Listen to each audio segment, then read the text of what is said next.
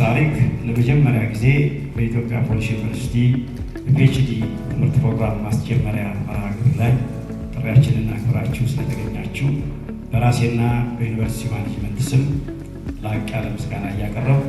እንኳን ወደ አንጋፋው የኢትዮጵያ ፖሊስ ዩኒቨርሲቲ በደህና መጣችሁ ለማለት እወዳለሁ። ለማኖር ለ79 ዓመታት የዘለቀው አንጋፋው የኢትዮጵያ ፖሊስ ዩኒቨርሲቲ በፖሊስ ትምህርትና ስልጠና፣ በጥናትና ምርምር፣ በማህበረሰብ አገልግሎት እንዲሁም የማማከር አገልግሎት በመስጠት ሀገራዊና ተቋማዊ ተልዕኮውን እየተወጣ ዛሬ ደርሷል። የቴክኖሎጂ ልማት በሚገባ ውጤታማ ለማድረግ በትምህርትና ስልጠና እንዲሁም በጥናትና ምርምር መደገፍ አስፈላጊ በመሆኑ የቴክኖሎጂ የፎረንሲክና የኢንተለጀንስ ትምህርት ክፍሎችን በማጠናከር የፖሊስ ሙያን ይበልጥ በማዘመን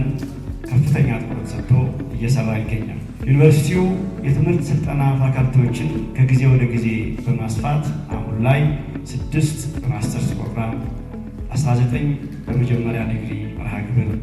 እንዲሁም የጤና ትምህርት መስክ ከሌቭል ጀምሮ እስከ ሜዲካል ዶክተሬት በማሳደግ ለመላው የሀገራችን የፖሊስ ሰራዊትና ለጎረቤት ሀገራት ጭምር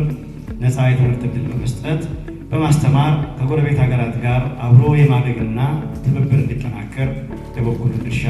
እየተወጣ ይገኛል። ዩኒቨርሲቲው በዛሬው ዕለትም በኢትዮጵያ ፖሊስ ታሪክ ለመጀመሪያ ጊዜ በክቡር ኮሚሽነር ጀነራል ደመላሽ ገብረ ሚካኤል ኢኒሺዬቲቭ በሁለት የሶስተኛ ዲግሪ መርሃ ግብሮች ማለትም ዶክተር ኦፍ ፊሎሶፊ ዲግሪ ኢን ሴኩሪቲ ስታዲስ እና ዶክተር ኦፍ ፊሎሶፊ ዲግሪ ኢን ስትራቴጂክ ሊደርሺፕ ኦፍ ሴኩሪቲ የሁለቱም የትምህርት መርሃ ግብሮች ለማስጀመር ላለፉት 1 ዓመት ተኩል በርካታ ስራዎች ሲሰሩ ቆይተዋል።